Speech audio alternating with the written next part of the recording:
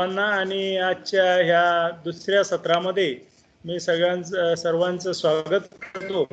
आधीचं जे महत्त्वाचं सत्र होतं की डॉक्टर बायती साहेबांनी आपल्याला एकात्मिक कीड व्यवस्थापन आणि रोग व्यवस्थापनावर चांगल्या प्रकारे मार्गदर्शन केलं आणि तोच आजच्या काळात जर आपण बघितलं तर कापसासाठी महत्त्वाचा विषय आहे।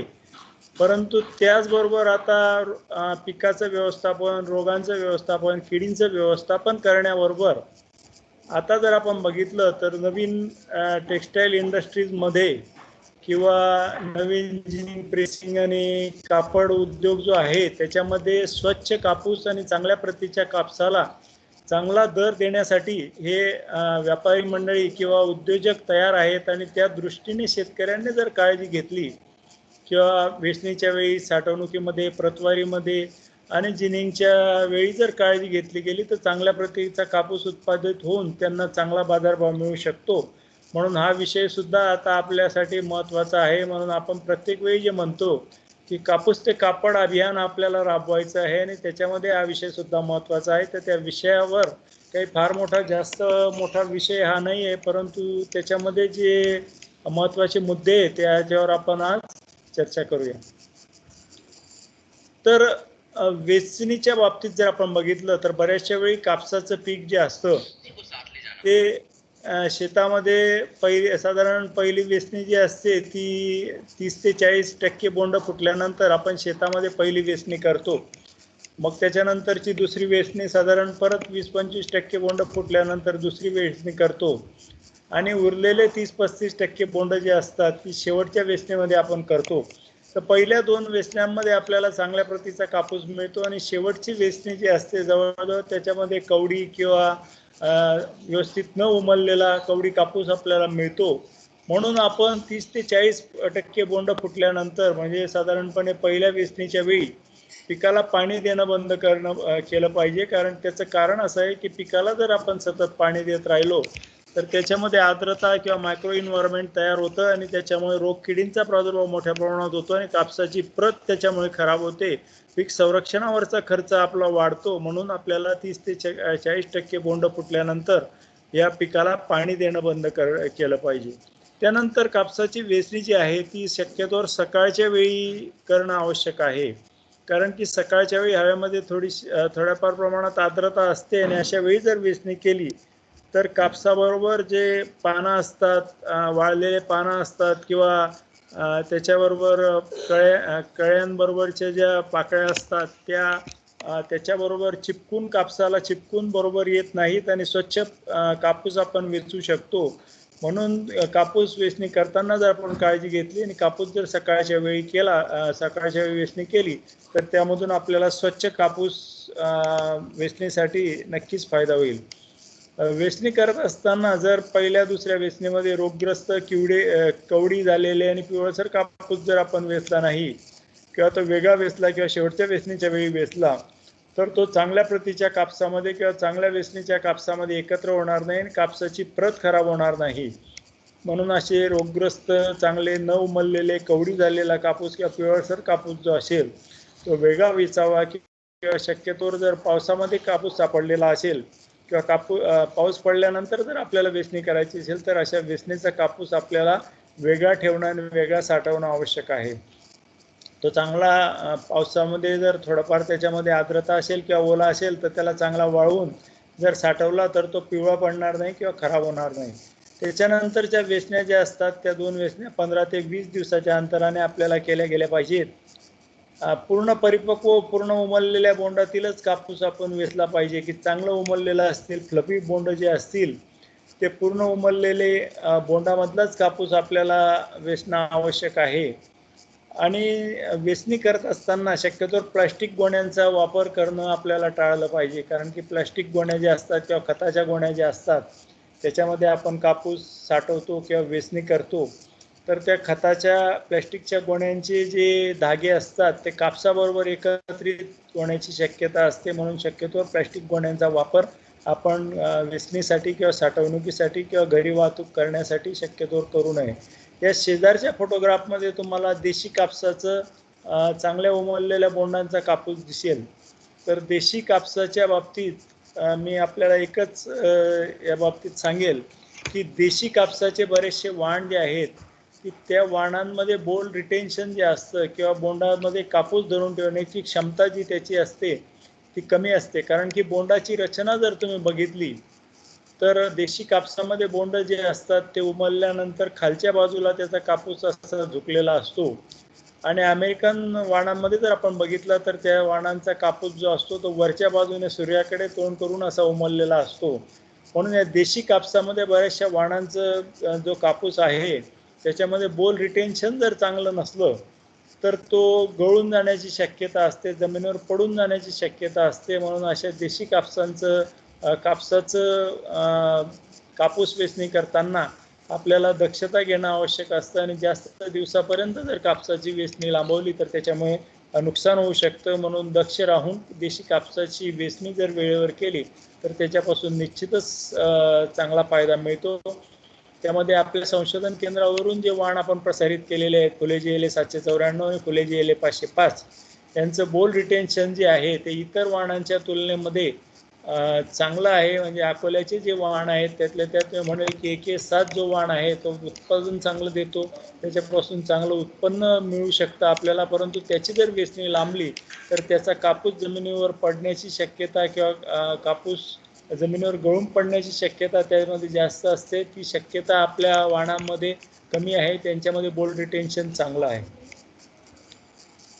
त्यानंतर हा सुद्धा चांगला उमललेल्या कापसाचा देशी कापसाचा हा फोटोग्राफ आहे.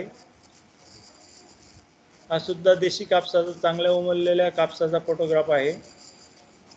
त्यानंतर वेचणी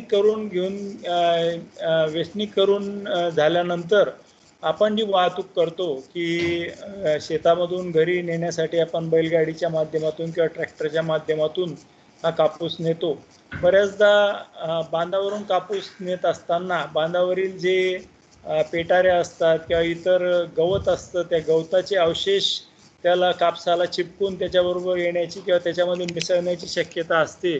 तसंच कापूस भरत असताना कापूस जर खाली सांडला तर त्याला सुद्धा जमिनीवरचा काडी कचरा पालापाचोळा लागण्याची शक्यता असते आणि असा कापूस जमिनीवर पडल्यानंतर तो जर आपण उचलला तर त्याच्याबरोबर काडी कचरा किंवा वाळलेल्या पानांचे अवशेष येण्याची शक्यता असते. म्हणून ही दक्षता सुद्धा आपल्याला वाहतुकीच्या बाबतीत घेणं आवश्यक आहे.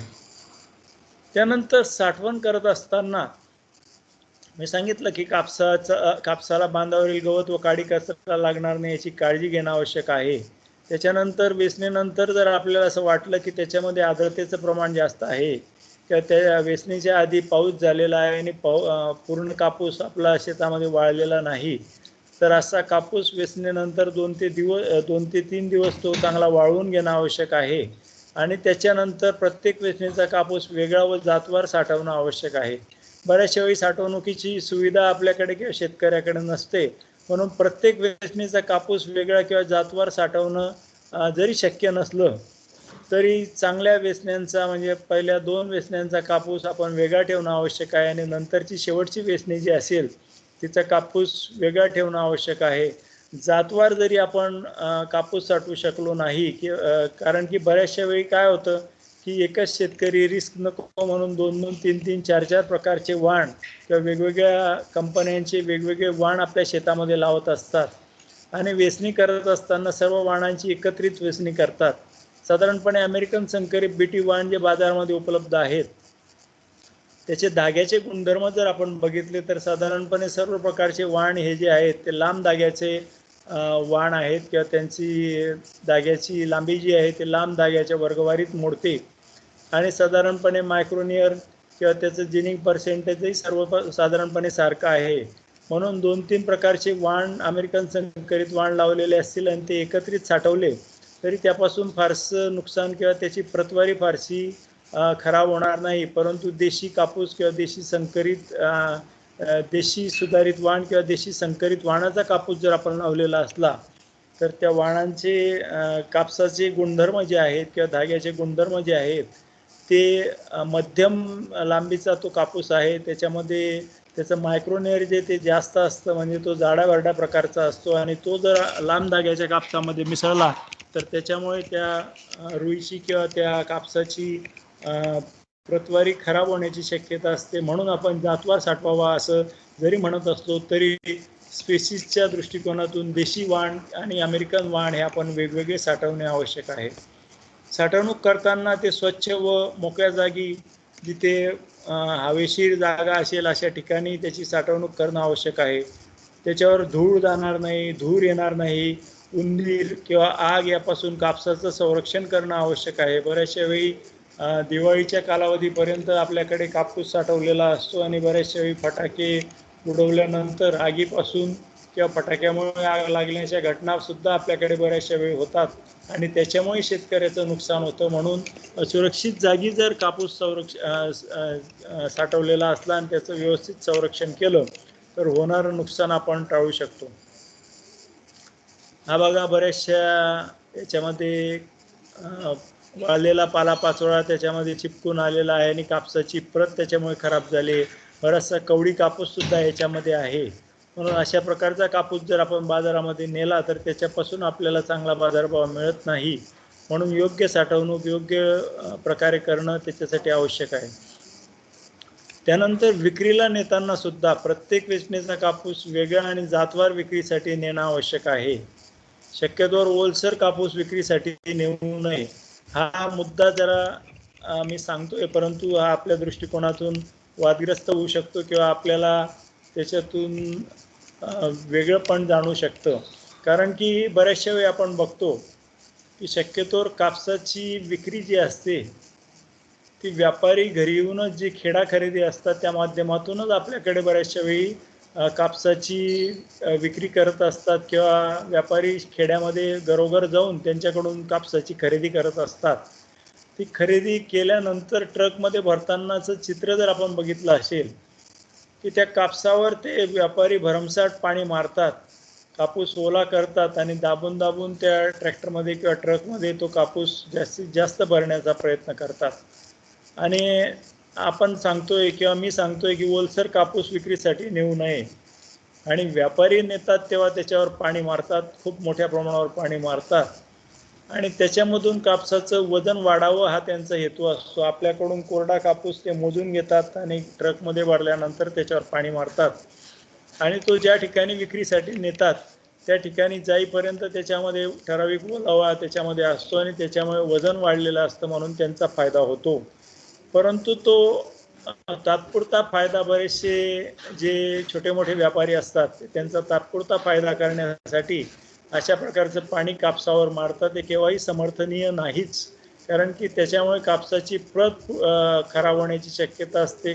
तशा प्रकारचा कापूस जर जास्त दिवसापर्यंत ढीग मारून किंवा गोडाऊनमध्ये जमा करून ठेवला किंवा थप्पी लावून ठेवलं तर तो कापूस पिवळा पडण्याची शक्यता असते, त्याचा मायक्रोनियर खराब होण्याची शक्यता असते, त्याची धाग्याची ताकद जी असते ती कमी होण्याची शक्यता असते. म्हणून अशा प्रकारचा कापूस आपण तरी ओलसर कापूस विक्रीसाठी नेऊ नये आणि अशा प्रकारचं कोणी पाणी मारत असेल तर त्यांना त्यापासून परावृत्त करणं किंवा त्यापासून त्यांना पाणी मारू नकोस अशा प्रकारची सूचना देणं आवश्यक आहे. कारण की बऱ्याचशा ठिकाणी आम्ही बघतो की उन्हाळ्यामध्ये काही खेड्यांमध्ये अशा प्रकारचा कापूस खरेदीसाठी व्यापारी येतात आणि कापूस खरेदीसाठी जेव्हा व्यापारी येतात तेव्हा त्याच शेतकऱ्याच्या घरातून ते साधारणपणे 100 लिटर 200 लिटर 300 लिटर पाणी घेऊन ते कापसावर मारत असतात किंवा कापसामध्ये मिक्स करत असतात, स्प्रे पंपाने त्याच्यावर फवारणी करत असतात.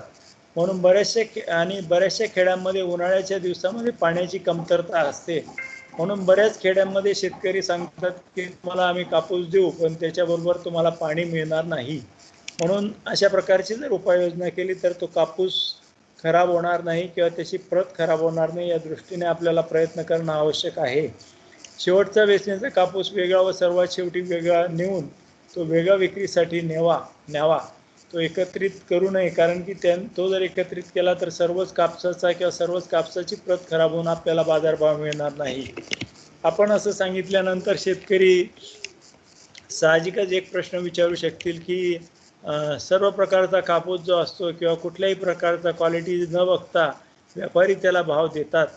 आतापर्यंत असं होत होतं किंवा आतापर्यंत असं होतं आहे, परंतु या पुढील काळामध्ये चांगल्या प्रतीचा कापूस किंवा चांगल्या धाग्याचे गुणधर्म असलेला कापूस आणि स्वच्छ कापूस याची मागणी आता वाढायला लागली आहे आणि अशा प्रकारचा स्वच्छ आणि चांगल्या गुणधर्माचा कापूस जर आपण त्यांना दिलं, आतापर्यंत वाईस वर्सा म्हणजे दोन्ही बाजूंनी त्यासाठी प्रयत्न होत नव्हते. शेतकरी वेगवेगळा कापूस साठवत नव्हते. चांगल्या गुणधर्माचा कापूस वेगळा किंवा मध्यम धाग्याचा कापूस वेगळा, लांब धाग्याचा कापूस वेगळा अशी साठवणूक करत नव्हते आणि त्यानुसार सुद्धा व्यापारी भाव देत नव्हते. परंतु आता व्यापारी यापुढील काळात अशा प्रकारचा भाव देण्यासाठी तयार होत आहेत. म्हणून आपण अशा प्रकारचा चांगल्या प्रतीचा कापूस जर व्यापाऱ्यांना देण्यासाठी तयार असलो तर व्यापारी सुद्धा चांगला भाव आपल्याला यापुढे देतील. म्हणून त्या दृष्टीने हा महत्त्वाचा विषय आहे आणि त्या दृष्टीने आपल्याला यावेळी किंवा याच्या पुढे आता शेतकऱ्यांमध्ये जागृती करणं आवश्यक आहे की कापसाची प्रत आणि त्याची साठवणूक, वेचणी आणि प्रतवारी याच्याकडे त्यांनी चांगल्या प्रकारे लक्ष जर दिलं तर त्यांना मिळणारा बाजारभाव हा चांगला त्यांना मिळू शकतो. त्यानंतर कापसाचे गुणधर्म आणि जिनिंगच्या बाबतीत मी थोडक्यात सांगणार आहे की फारसं वेचणी, साठवणूक आणि प्रतवारीमध्ये फारसं डिटेल सांगण्याची आवश्यकता नाही. म्हणून थोडंफार जिनिंग आणि कापसाच्या गुणधर्माच्या बाबतीत कुठले गुणधर्म महत्त्वाचे आहेत त्या दृष्टीनेही आपल्याला माहिती होणं आवश्यक आहे. म्हणून त्या दृष्टीने मी आपल्याला अगदी थोडक्यात सांगतो आहे की साधारणपणे जिनिंग म्हणजे ही प्रक्रिया काय असते. आपण वेगवेगळे जीन बघितले असतील किंवा त्याच्यामध्ये बहुतेक आपल्या मंडळी जिनिंगची प्रक्रिया काय आहे ती सुद्धा बघितलेली असेल. कारण की कापसातून रुई सरकी वेगळी करण्याची जी प्रक्रिया असते त्याला जिनिंग असं म्हणतात. त्याच्यामध्ये रुईचा जो उतारा असतो, कारण की आपण जे जिनिंग पर्सेंटेज म्हणतो किंवा रुईचा उतारा जो म्हणतो त्याला फार महत्त्व आहे आणि याच्या पुढे बरेचसे व्यापारी रुईचा उतारा बघून किंवा जिनिंग पर्सेंटेज बघून त्यानुसार बाजारभाव देत आहेत. तशा काही खाजगी कंपन्यांनी जास्त जिनिंग पर्सेंटेज असलेले वाण जे आहेत ते बाजारामध्ये ते उपलब्ध करून द्यायला लागले आहे. त्याच्यातलं एक उदाहरण द्यायचं म्हणजे बायर कंपनीने कुठला तरी आसपास का काही नावाचा वाण जो बाजारात आणला आहे त्याचं जिनिंग पर्सेंटेज साधारणपणे 39 ते 40% आहे. म्हणजे 100 किलो जर आपण कापूस घेतला तर त्याच्यामधून 39 ते 40 किलो रुई मिळतो. इतर वाणांचा जर आपण विचार केला किंवा इतर वाणांचं जर जिनिंग पर्सेंटेज बघितलं तर साधारणपणे 34 ते 36% दरम्यान फक्त असतं आणि जेवढा रुईचा उतारा वाढेल तेवढा त्या कापसाचा भाव वाढतो किंवा त्या व्यापाऱ्याला तेवढा फायदा होतो. म्हणून जास्त रुईचा उतारा जर असेल तर अशा कापसाला ते जास्त बाजारभाव देतात. म्हणून साधारणपणे अमेरिकन वाणांमध्ये मी सांगितलं की 34 ते 36% असतो, पण काही कंपन्यांनी आता ते 38-39% न्यायला सुरुवात केलेली आहे. परंतु त्या उलट जर आपण अमेरिकन कापसाच्या उलट जर बघितलं तर देशी वाणांमध्ये रुईचा उतारा 35 ते 38% असतो. म्हणून देशी वाणांना जर आपण बघितलं तर अमेरिकन संकरित वाणांच्या कापसापेक्षा 200 ते 300 रुपये क्विंटलने भाव जास्त हे व्यापारी बंधू देतात. त्याचं प्रमुख कारण जे आहे की देशी वाणांचं जे रुई उतारा आहे तो साधारणपणे 35 ते 38% असतो. म्हणून त्याचबरोबर देशी वाणांचं देशी वाणांपासून मिळणारा कापूस जो असतो त्याची धाग्याची प्रत जी असते ते मध्यम धाग्याची प्रत त्याची असते आणि त्याच्यामुळे अशा मध्यम धाग्याचा कापूस जो असतो किंवा रुई जो असतो तो साधारणपणे जाडे भरडे कपडे वापरण्यासाठी किंवा डेनिम सारखे कपडे वापरण्यासाठी कपडे बनवण्यासाठी त्याचा उपयोग होतो. आणि अशा प्रकारच्या कापसाची बाजारात शॉर्टेज असल्यामुळे त्याच्यामुळे सुद्धा या देशी वाणांच्या कापसाला बाजारभाव जास्त मिळतो. त्यानंतर धाग्याचा रंग जो आहे तो साधारणपणे पांढरा असणं अभिप्रेत आहे की याशिवाय थोड्याफार प्रमाणात आता रंगीत कापसाच्या व्हरायटी सुद्धा यायला लागलेल्या आहे. त्याच्यामध्ये फिक्कट पिवळा, गर्द तपकिरी, मध्यम तपकिरी, फिक्कट तपकिरी व फिक्कट हिरवा इत्यादी आहेत. त्याच्यामध्ये फिक्कट तपकिरी रंगाची एक धारवाड कृषी विद्यापीठाने एक व्हरायटी त्याच्यामधून लागवडीसाठी प्रसारित केली आहे. परंतु त्याचं उत्पादन फारसं मिळत नाही म्हणून ती काही लोकप्रिय झालेली नाही. परंतु अशा प्रकारचे नॅचरल कलर कॉटन जे आहेत ते सुद्धा यापुढील काळामध्ये त्याची मागणी जर वाढली तर त्याला सुद्धा चांगला बाजारभाव यापुढील काळामध्ये मिळू शकतो. त्यानंतर धाग्याची लांबी जी असते की धाग्याच्या लांबीवरून सुद्धा बऱ्याचशा वेळी याचा बाजारभाव ठरत असतो. आणि त्याची लांबीवरून जर आपण वर्गवारी केली तर त्याच्यामध्ये साधारणपणे 19 mm पेक्षा जो धागा कमी असतो त्या आखूड धाग्याचा कापूस आपण त्याला म्हणतो. मध्यम धाग्याच्या कापसामध्ये 20 ते 24 mm धागा असतो. लांब धाग्याचा कापूस जो आहे तो 24.5 ते 26 mm च्या वर असतो आणि उत्तम लांब धागा जो असतो तो 26.5 पेक्षा जास्त असतो. त्यानंतर ते झालं हॅलो लेंथच्या बाबतीत. म्हणजे हॅलो 2 प्रकारे या धाग्याची लांबी मोजली जाते किंवा त्याचे लांबी मोजण्याचे 2 प्रकार आहेत. त्याच्यामध्ये हॅलो लेंथ आणि 2.5% स्पॅन लेंथ. तर साधारणपणे अशा प्रकारची लांबी जी असते ती डिजिटल फायब्रोग्राफ मशीनच्या सहाय्याने मोजली जाते आणि साधारणपणे हीच पद्धत जी आहे 2.5% स्पॅन लांबीची ही पद्धत जास्त प्रमाणात वापरली जाते आणि त्याच्यामधली जर वर्गवारी आपण जर बघितली तर याच्यामध्ये आखूड धागा, मध्यम धागा, लांब धागा आणि अतिलांब धागा अशी वर्गवारी केलेली आहे. आखूड धागा आणि मध्यम धागा जो आहे साधारणपणे आखूड धाग्याचा कापूस किंवा अति आखूड धाग्याचा कापूस जो आहे की 20 अथवा त्यापेक्षा कमी धाग्याचा कापूस जो असतो त्याचं स्पिनिंग होऊ शकत नाही किंवा त्याच्यापासून कापड बनू शकत नाही. म्हणून अशा प्रकारचा कापूस जो अशा प्रकारच्या धाग्याचा कापूस जो आहे तो साधारणपणे सर्जिकल कॉटनसाठी किंवा कापडा व्यतिरिक्त इतर जे उपयोग आहेत कापसाचे त्यासाठी त्याचा वापर होतो. आखूड धाग्याचा कापूस जो आहे त्याचंही साधारणपणे बऱ्याचशा वाणांचं स्पिनिंग होत नाही म्हणून तोही इतर उपयोगासाठी होतो. आणि मध्यम धाग्याचा कापूस जो आहे की 25 ते 29 mm चा की ज्यामध्ये सर्वाधिक देशी वाण आणि देशी सुधारित वाणांचा कापूस येतो.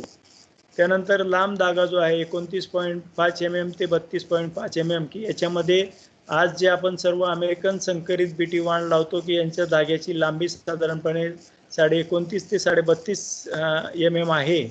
आणि अति लांब धाग्याचा कापूस म्हणजे जे बार्बाडेन स्पेसिस मी कालच्या दिवशी तुम्हाला सांगितलं की अमेरिकन स्पेसिसमधली एक हिरसुटम स्पेसिस आहे आणि दुसरी बार्बाडेन स्पेसिस आहे की त्याच्यामध्ये DCS 32 सुविन यासारखे संकरित वाण येतात किंवा मैकोचा बाहुबली नावाचा वाण येतो की त्याच्यामध्ये बार्बाडेन्स टाईपचं वाण आहेत आणि त्याच्यामध्ये धाग्याची लांबी जी असते ती अति लांब धागा त्याच्यामध्ये असतो 30 mm किंवा त्यापेक्षा जास्त आणि अशा प्रकारचा धागा जो असतो तो तलम असतो. त्यानंतर धाग्याची ताकद जी आहे की हा धाग्याचा ताकद हा गुणधर्म सुद्धा महत्त्वाचा आहे.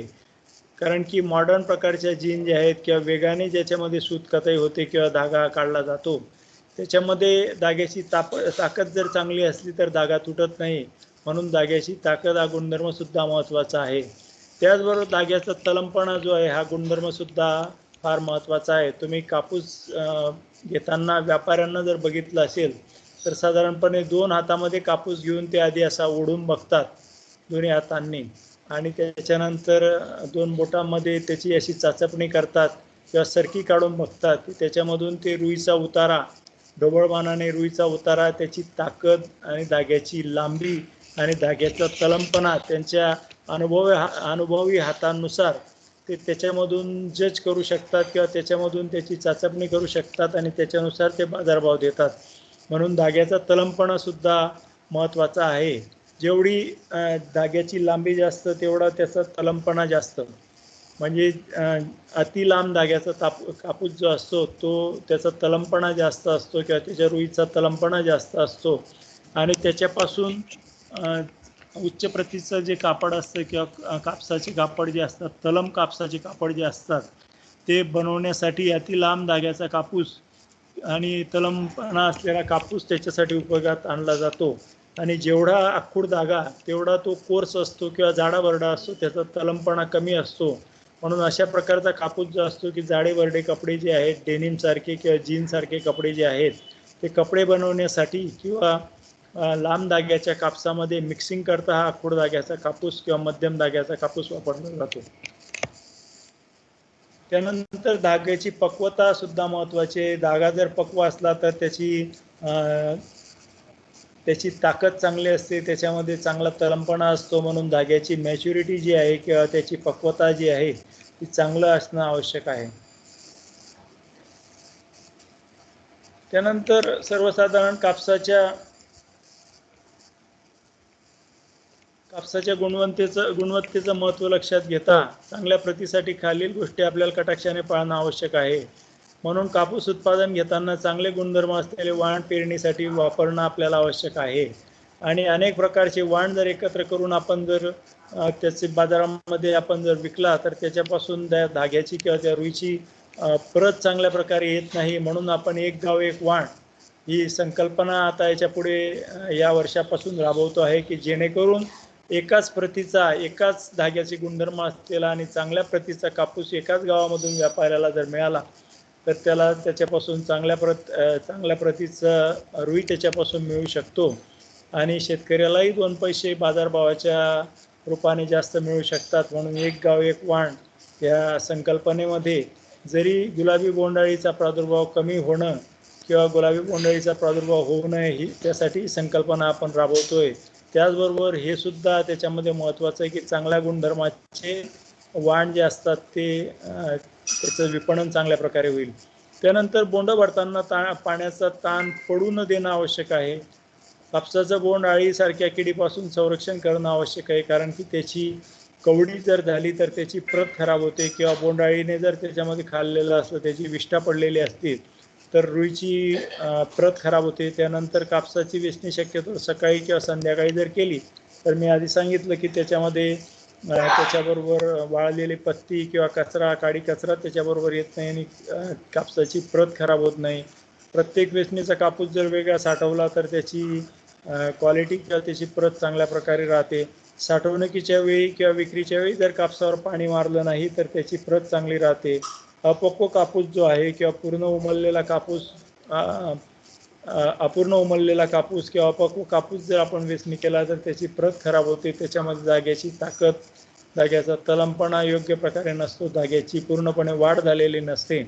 म्हणून या गोष्टी जर आपण कटाक्षाने पाळल्या तर आपल्याला चांगल्या प्रतीचा कापूस उत्पादित करण्यासाठी शेतकऱ्यांना आपण या माध्यमातून प्रोत्साहन देऊ शकतो आणि त्यांना सुद्धा बाजारभाव या दृष्टीने चांगला मिळू शकतो. इथेच थांबतो आणि पुनश्च सर्वांना शांततेने ऐकल्याबरोबर धन्यवाद देतो आणि थांबतो. नमस्कार.